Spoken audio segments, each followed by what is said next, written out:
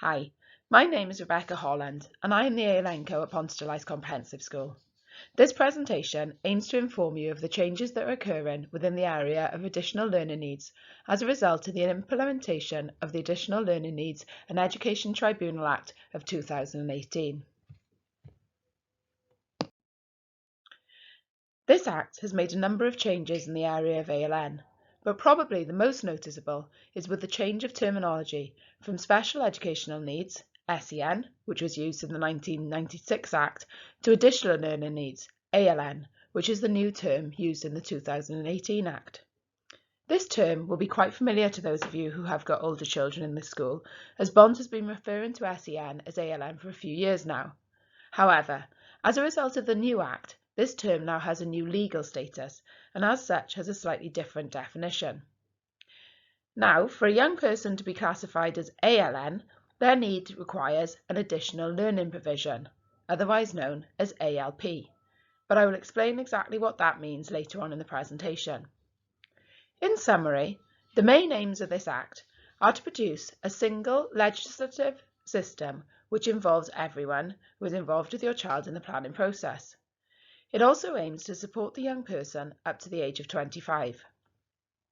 It claims to be a far more simplified system where everyone helps in the planning process, but where there is also a clear right to appeal. As you can see on the slide, this plan will be produced with everyone's input during a person-centred review. Unfortunately, at the time of writing this Act, nobody could have ever foreseen how the acronym PCR was going to be used for a very different and, I'm hoping everyone who's had or will have a PCR with me in the future will agree, a far more unpleasant and uncomfortable process as a result of the world becoming a victim of the COVID pandemic. Thankfully though, this term is not being used quite as frequently with regards to the issue of COVID at the moment, and so hopefully the new ALN Act will begin to reclaim it completely in the not too distant future. And finally, and most importantly in my opinion, it aims to keep the young person at the centre of all discussions, planning and decisions at all times. So what does all of this actually mean for your child? Well, as we are all aware, learning needs can occur in a number of different areas of life and schooling, from difficulties in the area of literacy or numeracy to challenges in the area of speech and language or social and emotional skills, and that is to name just a few. Under the previous Act, if a young person had issues in any of these areas, then they fell into the categories of School Action Plus, or Well, firstly, it's really important to understand that the new code states that in order to be classified as ALN, a young person needs to have learning needs which require an additional learning provision, which is not categorised as universal provision within the school. Either that, or the young person needs to have displayed a lack of progress despite accessing universal provision for a prolonged period of time. However, it is also important to understand that if your child has a diagnosis of need, such as an ASD or dyslexia or speech and language difficulties, that diagnosis will remain and be recognised by the school and external agencies, but it does not automatically categorise your child as ALN. If they are thriving in mainstream classes or by only accessing universal provision, then they will not be considered ALN. However, this does not mean that any of the support your child currently receives will be removed. So what is universal provision? Well, universal provision is any provision which is available to all pupils within the school. This does not mean that all pupils will access them or need them, but if the need for them was identified, then they would be accessible to them. Therefore, our universal provision is all of the interventions that are on offer, such as Lexonic or numeracy catch-up for the literacy and numeracy difficulties, or Language Link or Boxall for speech and language or emotional and behavioural issues, to name but a few. Then you have Breakfast Club and Homework Club in Room 16, offered for pupils who need a place to go during unstructured times, or the corridor passes issued to anyone who is experiencing sensory issues. This list is by no means exhaustive, and as you can see, there are other examples of the provisions on the slide. However, if you would like to learn more about these provisions, they are explained in much more detail in the Universal and Targeted Provision booklet, which you will find in the ALN section on the school website. However, As well as offering all of these provisions and setting up a very detailed tracking system which monitors any young person who has previously been categorised as school action plus or statemented, we've really tried to ensure that as a school we are constantly aiming for equity as opposed to equality, which is one of the main concepts which underpins this new Act. Therefore, we've gone one step further than just focusing on pupils previously identified as SEN and accepted that all of our pupils need different things at different times of their education and life. And therefore, we are aiming to ensure that these adaptations and extra support strategies are consistently being offered by everyone within the school, not just the ALN department, and not just for pupils previously identified on the ALN list.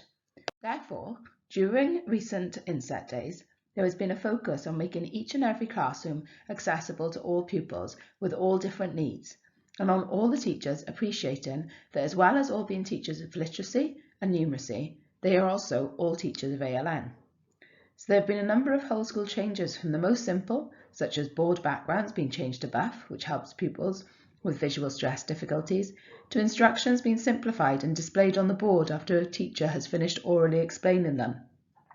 which will help pupils with speech and language or concentration or hearing difficulties. This allows all pupils to access these provisions, but also results in pupils who need them most to feel less self-conscious about accessing them. In addition to this, though, there has also been a focus on the use of one-page profiles. For anyone who doesn't know, a one-page profile is a detailed page of information about a young person which aims to provide anyone who's working with them with crucial information and practical strategies on how best to support them. Ideally, this profile will have had input from the teachers, carers or parents, and obviously, most importantly, the young person themselves. To produce one of these for each and every child is a relatively new initiative, so if you don't feel that your child has got one of these, please don't hesitate to get in touch and we can work together to produce one.